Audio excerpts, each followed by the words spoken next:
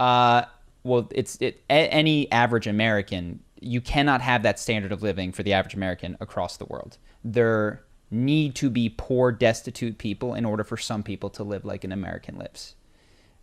And we're not an average American. We are certainly in the upper class. Why do you need impoverished people in other countries in order to have a high quality of living in America? So let's just start with food. So in order to get the type of food that you have per person, it takes X amount of areas, X amount of water, X amount of this. There isn't enough space, water, animals, or people to do that work, right? So that's just for your food.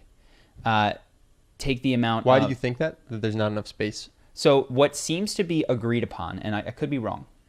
Because I have no idea if the answer is just that other countries, and maybe the U.S. as well, don't use their land efficiently. I'm sure that it could be used more efficiently. But both at least this one meat eater guy and this one vegan guy agree that there are unsustainable problems with both feeding the whole world on a vegan diet. One of the problems that you mentioned is the amount of calories that has to be consumed to get enough nutrients is way higher, which means that you need more land. And the efficient way to do that is with a monocrop.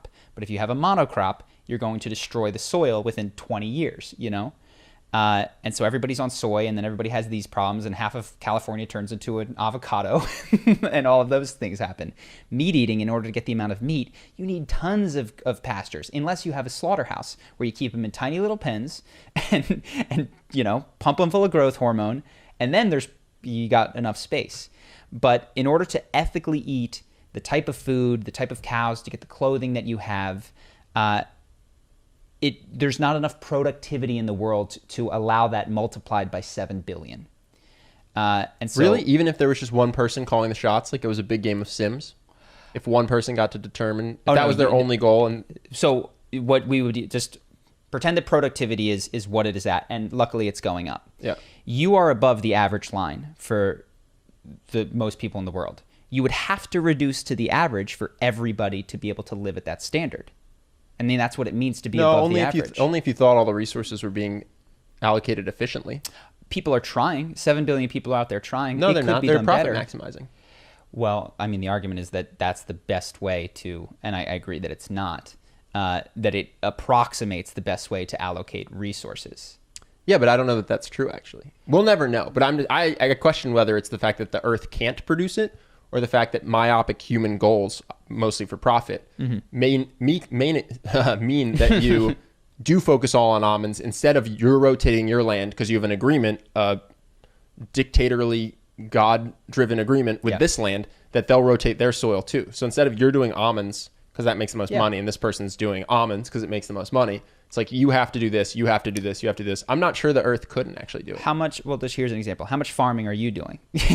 Like none. Like how much sewing of clothing are you doing? None. We sit here and we talk on podcasts, right? It's certainly less backbreaking than 99.9% of jobs that have ever been done. For sure.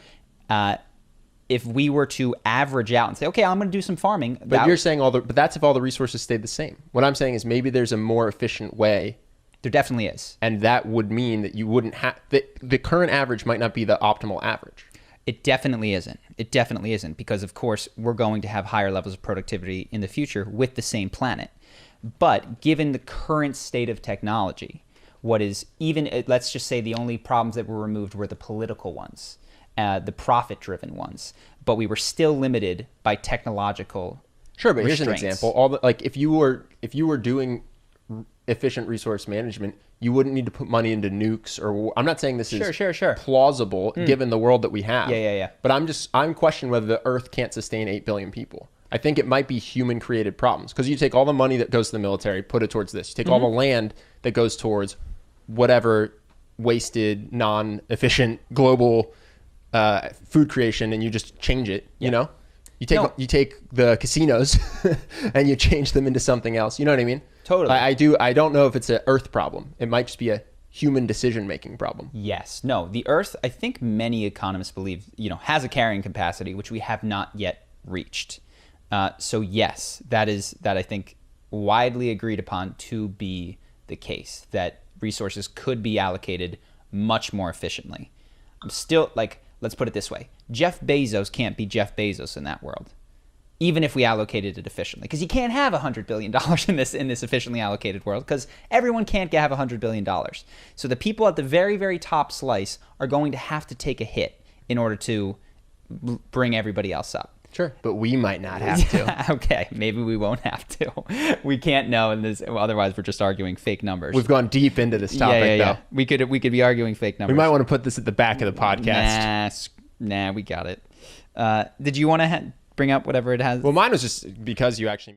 Hope that you guys enjoyed that clip. If you want to see more like this and have us do more podcasts, we are 100% funded by our generous patrons. And if you'd like to contribute, there's a link in the description, and we'll have one pop up on the screen right here so that we can do more podcasts where we have fun conversations and hopefully some deep ones like this. Either way, hope that you enjoyed the video, and I will see you in the next one.